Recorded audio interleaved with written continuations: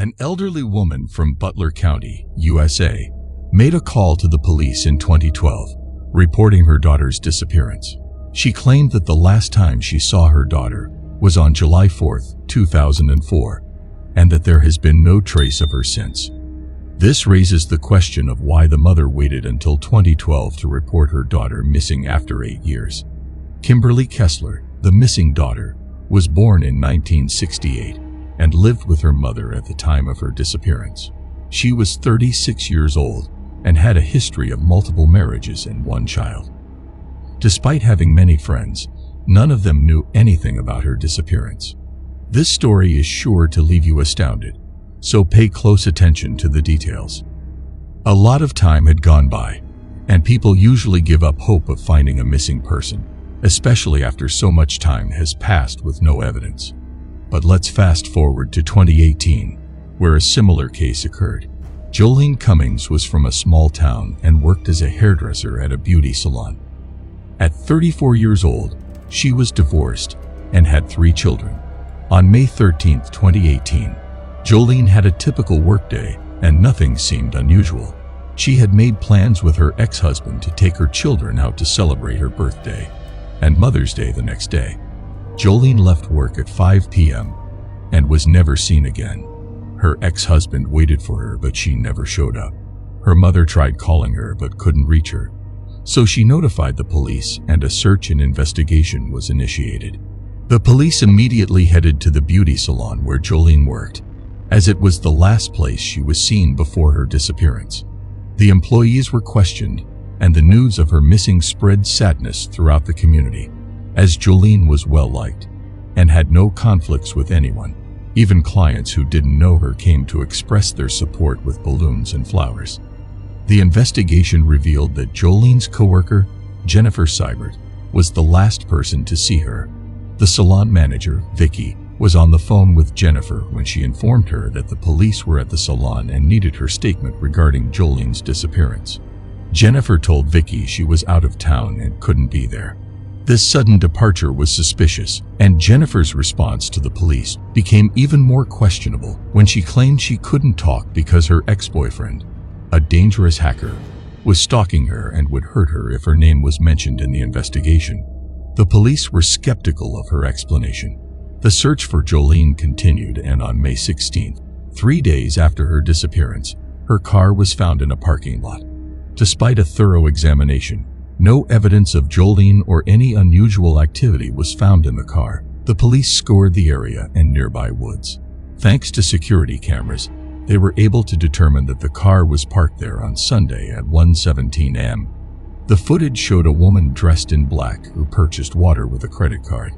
However, upon closer inspection, it was revealed that the woman was not Jolene, as she had blonde hair, and the woman in the footage had black hair.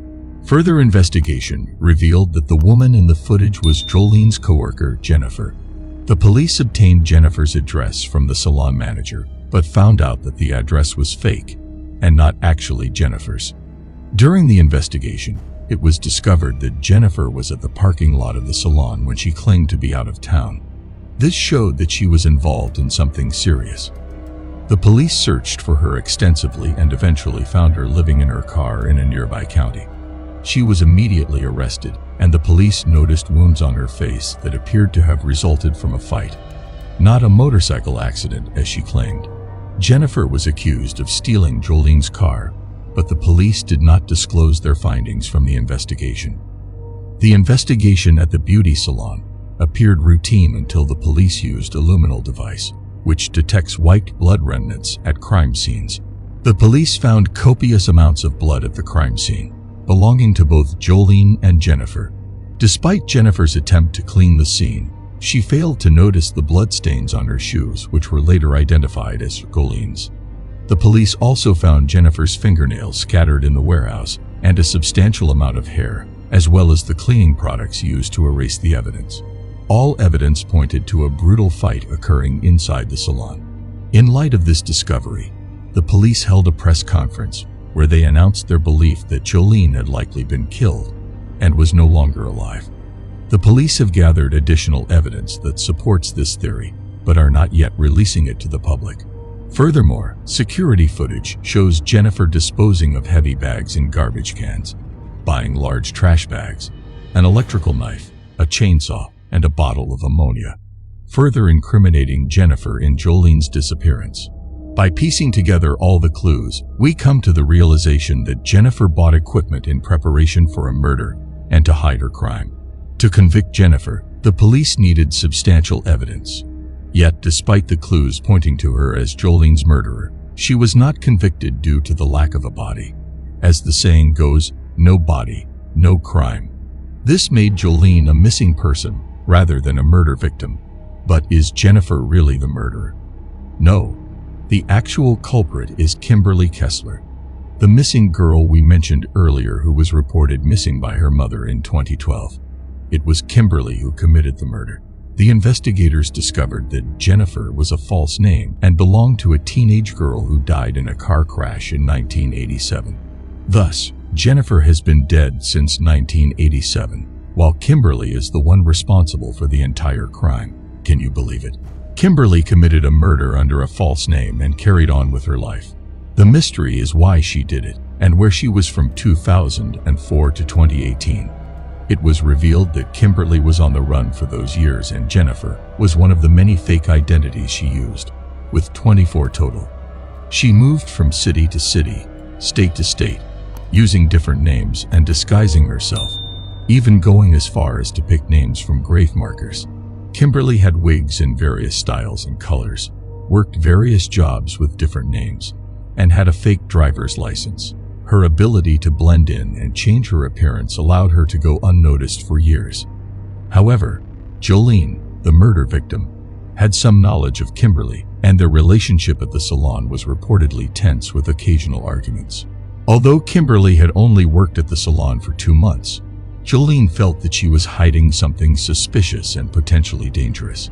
The salon manager, Vicky, reported that Jolene expressed her concerns about Kimberly, who went by the name Jennifer in the salon, multiple times.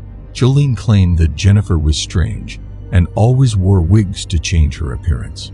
When Vicky asked her about it, Jennifer said she was trying to run from her ex-husband. Jolene also told a coworker that she planned to investigate Jennifer's past to uncover what she was hiding. When Kimberly found out about this, she grew worried that Jolene might discover her secrets, so she decided to get rid of her. Kimberly frequently called the manager and complained about Jolene, saying she was always late and sometimes stole money from the safe. However, the manager checked the safe and found nothing missing, indicating that Kimberly was trying to find a way to get rid of Jolene. Eventually, she succeeded and took Jolene's life.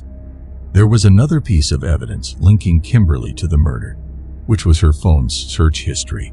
There were some concerning searches in her history prior to the murder, such as murderer coworker, how to hide a body, no crime, female serial killers list, the devil, the witch, and other odd queries. After Jolene vanished, it was revealed that Kimberly had searched for Jolene's last name, Cummings, 457 times, trying to find out if the authorities had found her body. Despite a search of 6 million pounds of waste, the authorities were unable to locate Jolene's body. The question of what Kimberly was running from all these years was also posed to her in court. She claimed that she was running from her ex-husband, but when the police questioned him, he stated that he was actually trying to run from her and had not been keeping track of her or even heard from her in a long time after she disappeared. The police's investigation into Kimberly took a strange turn when they questioned her mother about her sudden disappearance. The mother was agitated and suggested that Kimberly may have fled due to a lack of support. Further digging into Kimberly's past uncovered a notebook filled with names, including her mother's with the word devil written next to it multiple times. Her relationship with her mother was strained.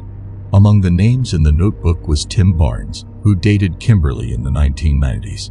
Tim told investigators that Kimberly had once visited him and hit him and his mother, and even killed his cat with a gun. People feared Kimberly for her aggressive demeanor and foul language, as well as her belief in bizarre ideas like executing drug users to serve humanity. The investigation into Kimberly took a strange turn when the cops discovered a frequently mentioned name in her notebook. Kurt Christopher Allen, abbreviated as KCA, an old friend of hers, confirmed that Kurt was one of the people she had dated in the past. However, when the police tried to find Kurt, they learned that he had died, but the cause and circumstances of his death remained unknown. Another mysterious death came to light when the police searched for a woman named Bartley. Bartley died in Pennsylvania, where Kimberly grew up, and she was the wife of Tim, another one of Kimberly's ex-boyfriends. Tim and his son, along with Bartley, were also included in the names in Kimberly's notebook. Although the exact reason behind Kimberly writing these names remains unclear, her notebook contained many bizarre writings, and the words devil and witch appeared frequently. Kimberly's behavior during the trial was equally unusual as she discussed strange topics with her lawyer, including George Washington, secret organizations, and religious books, unrelated to her case. In the courtroom, she suddenly started shouting, causing the judge to order her lawyer to remove her from the proceedings. The lawyer attempted to communicate with Kimberly, but she continued to shout. The judge became concerned with Kimberly's unusual and unstable behavior and ordered her to be evaluated by 2 psychologists. One psychiatrist claimed that during his session with Kimberly, she spoke about unrelated matters and seemed distant, leading him to diagnose her with personality and delusional disorders and severe mental health issues. He also stated that she had hallucinations and paranoia, and became so angry that she ended the session after only 30 minutes. However, a licensed mental health consultant named Grandy disputed the first doctor's diagnosis, arguing that diagnosing a patient in less than 30 minutes is irrational. He pointed out that there are 10 different personality disorders, and it is impossible to determine which one Kimberly may have without more thorough evaluation. Kimberly was suspected of being a professional criminal due to her ability to fake multiple identities, a criminal act in itself. The complexity of faking identities for so many years and disposing of a body was not something to be taken lightly. However, it can be difficult to differentiate between those who are truly suffering from mental illness and those who are pretending for self-incrimination. It is possible that Kimberly is both mentally ill and manipulative. In 2019, the judge deemed Kimberly ineligible for trial due to her mental illness, and she was placed in a detention center for treatment. An inmate reported that Kimberly attempted suicide while in the asylum, and she was said to have discussed the Bible in search of a loophole to allow her to go to heaven after taking her own life. Kimberly's behavior was also described as strange and irritating, which annoyed both inmates and guards. The guards reported that she was unpleasant to be around, often yelling and throwing trash at them, and using foul language to offend them. It was clear that Kimberly's health had significantly declined. In the latest update on Kimberly's case, 2 years after her therapy sessions, the judge has declared her fit for trial. Despite her declining health, she remains defiant and denies any wrongdoing. At her recent court appearance, she was seen in a wheelchair, having lost a significant amount of weight due to a hunger strike. Throughout her proceedings, Kimberly has made various attempts to convince the judge of her mental incapacity, exhibiting erratic behavior. However, the judge was aware of her attempts at deception. Kimberly's case is a disturbing one, having taken the life of a mother and left 3 children without a parent, with no clear motive. This concludes today's video on Kimberly's situation.